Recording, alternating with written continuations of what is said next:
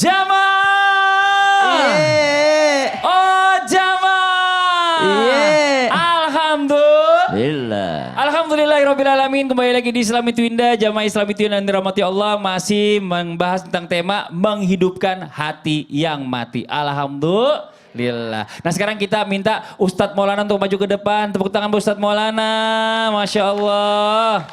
Nah ini Ustadz nih, ada yang nanya katanya. Ya. Ustadz, ada orang dikasih kenikmatan kaya raya, hidup enak, tapi nggak pernah beribadah. Dan mohon kepada Allah, apakah istidraj merupakan bahwa hatinya telah mati? Nah ini berarti kan dia menikmati dunianya, mohon izin persiapan. Silakan Ustadz Maulana. Makasih banyak Mas Fadli yang mengangkat pertanyaan yang mengingatkan buat kita untuk waspadalah, waspadalah. Waspadalah. Karena bisa jadi itu adalah jebakan. Tuh, 2, 3. Jebakan. Jebakan, iya. Dia kaya tapi tidak salat. Dia hebat tapi tidak salat. Dia punya kuasa. Enggak. Dia punya kemampuan tapi tidak ibadah. Jauh dari Allah. Saya tambahin, dia punya kuasa. Dia punya kekuatan. Dia punya kekayaan, dia punya duit banyak, tapi nggak sholat, kurang ajar. Jamaah, kalau Habib mah aman ya, cucu Nabi, saya cucunya kakek saya. Jamaah, satu hal buat kita, ketika ada orang yang makin jauh dari Allah, padahal dia kaya, berarti dia dalam jebakan istidraj. Apa maknanya? Karena ketika orang menjauh dari Allah, sebenarnya dia tidak disukai oleh Allah. Biar aja supaya dia makin terjerumus, makin menjauh. Jadi jangan coba-coba, nauzubillah, menjadikan harta ataupun sesuatu menjauhkan kita dari Allah. Maka apa solusinya Ustadz? Solusinya adalah jadikan harta yang kita miliki sebagai lahan ataupun bahan ataupun jembatan makin dekat kepada Allah. Sekali lagi, makin dekat dengan Allah.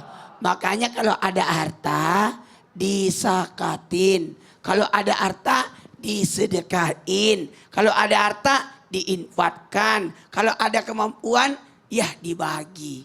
Wa ma anfaqtum min syai'in fa huwa yukhlifuhu. Ingat, Masya Allah, ya. Tidak akan miskin orang. Kalah. Oh iya jelas. Ulang. Iya. 1, 2, 3. 1, 2, 3. Ingat? Kalah. Iya. Seseorang yang dekat dengan Allah, ketika hartanya itu yang mengantarkan dekat kepadanya. Allah. Makasih banyak Ustadz Maulana. Tepuk tangan buat Ustadz Maulana ya. Banyak harta jadi makin hebat, jadi makin luar biasa sedekahnya dan makin insya Allah mendapatkan jannahnya Allah. Amin ya rabbal alamin. Nah sekarang nih mohon izin guru kita Habib Usman, mohon izin boleh maju ke depan. Bib, Ya, akhir. Zaman milenial nih Bib, mohon maaf ya Bib ya. Zaman milenial ini anak-anaknya bingung. Karena mau cinta sama Rasulullah nggak kenal. Bukti-bukti sejarah udah banyak dihilangin. Nah bagaimana caranya nih anak-anak milenial ini bisa cinta sama Rasulullah biar hatinya tuh nggak mati gitu loh. Mohon izin penjelasannya, Fadol Bib. Afwan Mas Fadli, Ustadz Syam, Ustadz Maulana. Bismillahirrahmanirrahim. Allahumma salli ala Sayyidina Muhammad wa ala ali Sayyidina Muhammad. Bagaimana anak milenial atau anak milenial kan zaman sekarang yang mereka nggak kenal Rasulullah, hatinya keras, batu. Bagaimana caranya biar mereka kenal Rasulullah? Ingat, anta ma'aman ahbabta. Kamu bersama dengan orang yang kamu cintain. Kalau kamu cinta sama Son Jung Kang, Son Jun Ping, Son Jang King, apalah itu, ya kan artis-artis kayak gitu kan. Maka kamu akan bersama dia. Dia di neraka, kamu barengan sama dia. Tapi kalau kamu rindunya sama Rasulullah, kamu cinta sama Rasulullah, kamu di sorga bersama Rasulullah. Bagaimana kita mau mengenal Rasulullah kalau orang larang-larang maulid? Bagaimana cinta sama Rasulullah? Nggak boleh maulid bid'ah, nggak boleh ini bid'ah. Woi, maulid itu menceritakan tentang Rasulullah, menceritakan tentang Nabi Muhammad. Kalau kalian nggak mau maulid nggak jadi masalah, tapi baca sirahnya Nabawi.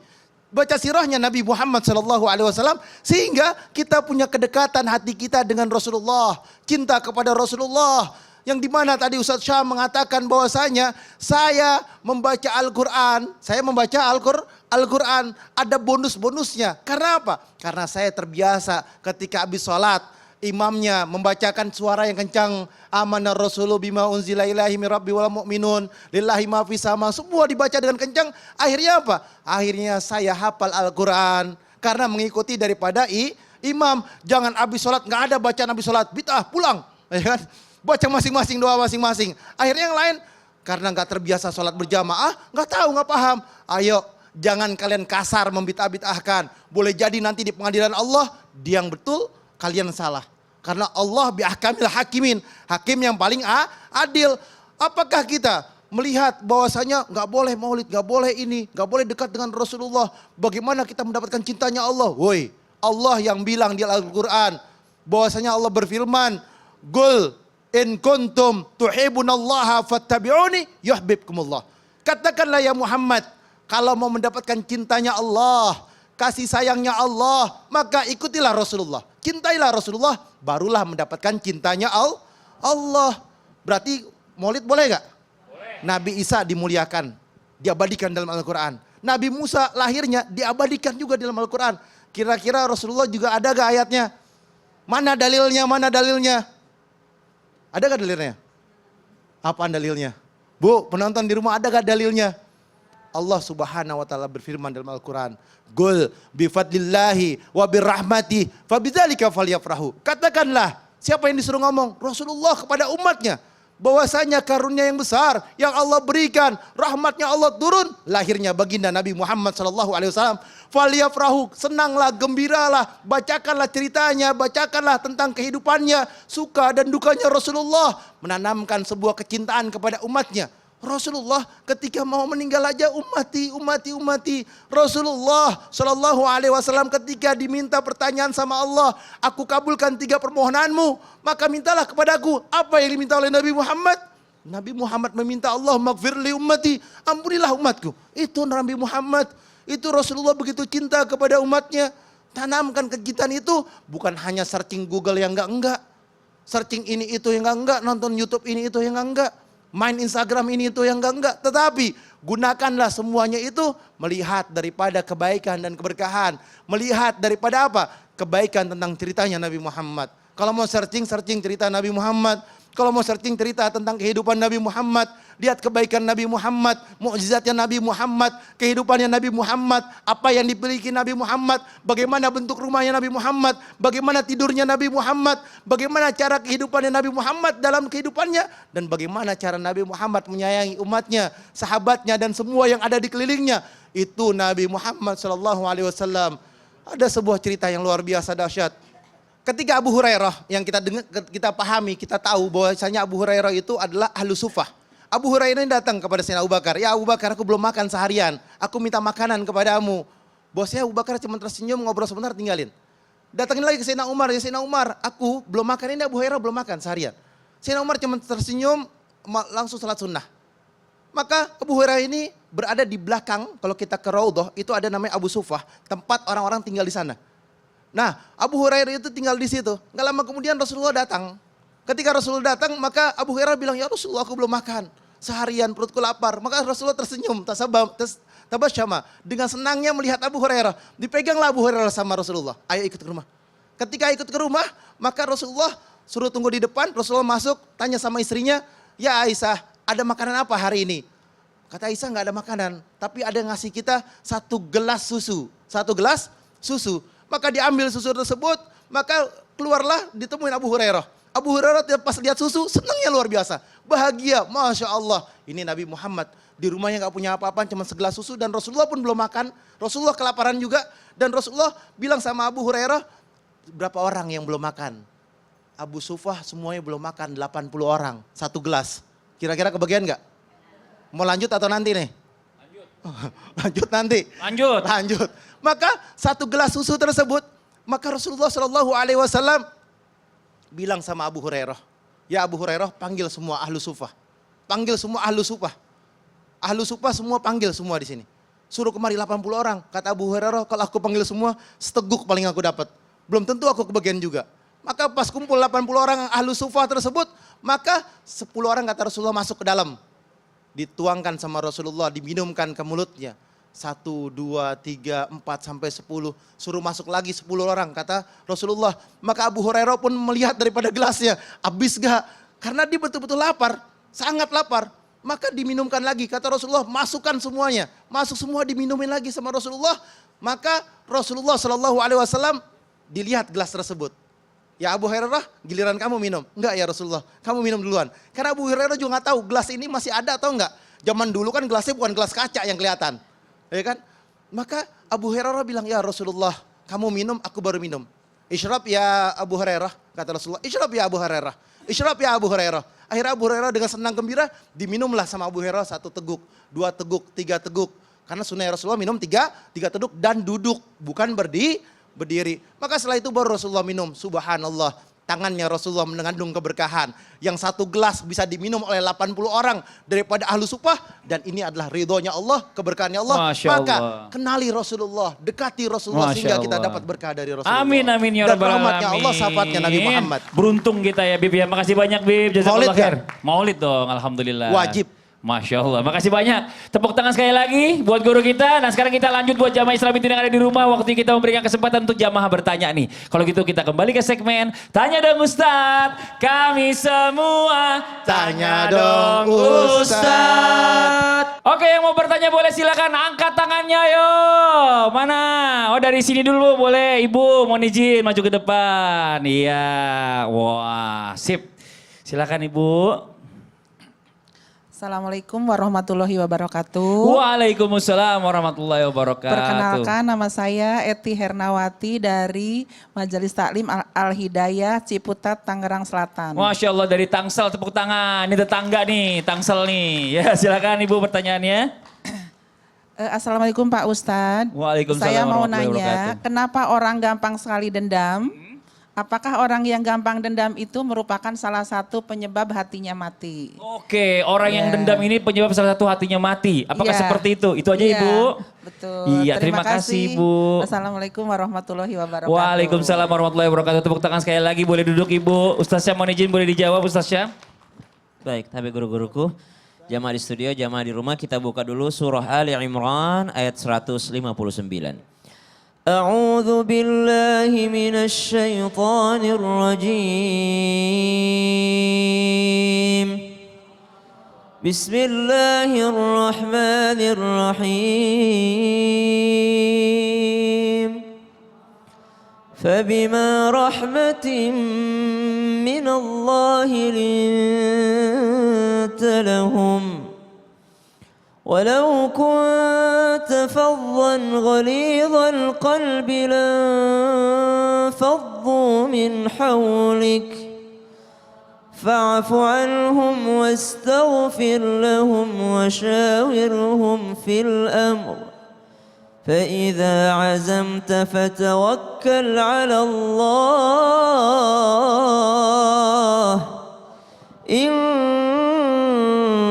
الله يحب المتوكلين. Al-Quran Surah Al-Imran ayat 159 ini berkenaan sama sifat dendam. Dan Allah Subhanahu Wa Taala mencontohkan itu kepada baginda Nabi SAW. Yang harusnya Nabi dendam kepada seseorang yang ternyata sekelompok orang ini yang ternyata berkhianat daripada amanah mereka. Yakni mereka diminta agar berada di Bukit Uhud tapi mereka meninggalkan Bukit Uhud. Tapi Nabi SAW dengan ayat ini Nabi tidak menyimpan dendam sama sekali. Fabima rahmati minallahi lintalahum. Dengan rahmat Allah engkau berlaku lemah lembut terhadap mereka. Berarti kalau ditanyakan apakah sikap dendam ataupun sifat dendam itu termasuk di antara hati yang mati? Bukan hanya hati yang mati Bu, tapi di antara kurang rahmat Allah yang didapatkan. Karena rahmat Allah itu membuat orang memaafkan, membuat orang mudah merelakan, membuat orang ridho terhadap orang lain. Pernah seseorang datang kepada Rabi'atul Adawiyah bertanya, wahai Rabi'atul Adawiyah, doakan agar saya diridhoi sama Allah. Maka Rabi'atul Adawiyah pun menjawabnya, bagaimana kau bisa diridhoi sama sama Allah, sedangkan engkau pun tidak ridho kepada Allah. Sedangkan engkau tidak ridho kepada Allah. Jadi kalau kita pengen dimaafin sama Allah, berusahalah kita juga menjadi pribadi pemaaf kepada orang lain. Sehingga dengan itu hati bisa hidup kembali. Yang kedua, jikalau dikatakan sifat pemaaf ini dan menghilangkan dendam, banyak sekali ayat-ayat Allah Subhanahu wa taala. Khudil afwa wa'mur bil urfi wa'rid 'anil jahilin. Ambillah maaf, artinya maafkanlah orang lain. Jangan engkau menaruh dendam di dalam hatimu. Karena penyakit dendam itu bukan menyiksa orang yang didendami, tapi penyakit dendam itu menyiksa orang yang menaruh dendam. Pernah nggak Bu kira-kira orang yang didendami ini tersiksa? Enggak, yang tersiksa adalah yang menaruh dendam di dalam hatinya. Saya marah sama si A. Si A nggak tahu kalau saya lagi marah. Saya dendam kepada si A. Yang tersiksa adalah saya. Kenapa? Setiap mau ketemu dia, malas lewat situ ada dia. Padahal subhanallah harusnya dia yang jangan lewat situ. Tapi justru saya nggak mau lewat situ. Kenapa? Saya yang dendam kepadanya. Maka merugikan diri sendiri. Bagaimana cara Sayyidina Umar bin Khattab radhiyallahu anhu menumbuhkan hati yang tidak dendam?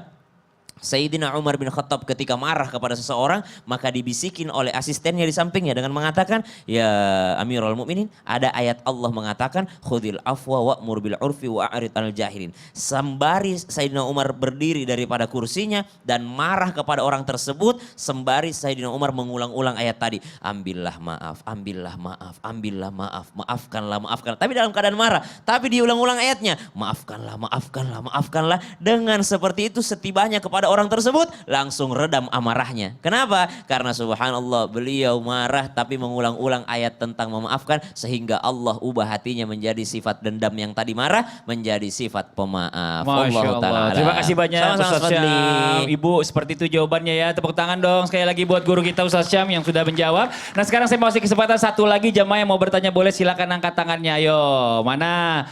Gantian dari sebelah sini. Oh ibu izin boleh maju ke depan. Maaf Pak tolong didampingi. Iya. Boleh dong dampingi sini maksudnya. Iya siap. Iya ibu di tengah deh biar kece. Silakan ibu. Assalamualaikum warahmatullahi wabarakatuh. Waalaikumsalam warahmatullahi wabarakatuh. Nama saya Ibu Mariati dari Gabungan Kalimantan. Tepuk tangan dong Bu Mariati. Silakan ibu pertanyaannya Bu Mariati. Assalamualaikum Ustadz. Waalaikumsalam warahmatullahi wabarakatuh. Kita itu takut jika Allah mematikan hati kita. Tapi ada enggak sih doa atau zikir khusus agar hati kita tidak mati? Oh itu aja Ibu Mariati pertanyaannya. Iya. Itu aja? Iya. Oh iya Ibu Mariati ini paling rajin bilang assalamualaikum. Awal aja udah 2 kali. Silakan dijawab Ustaz Maulana. Grogi. Gimana ini? Grogi habisnya iya. Ada zikir Imam Al-Ghazali setiap hari Ahad. Coba ikut. Ikut semuanya ya. Ya Hayyu Ya Qayyum. Ya Hayyu Ya Qayyum. 1000 kali. 1, 2, 3. Hayyu Ya Qayyum. Ya Hayyu Ya Qayyum. Ya 1000 kali kayaknya gak kelar hari ini nih. Buat jamaah yang di rumah jangan kemana-mana. Kita lanjut setelah yang satu ini ya. Tetap di Islam itu indah. Jamaah. Oh jamaah. Alhamdulillah. Ya Hayyu Ya Qayyum. Ya.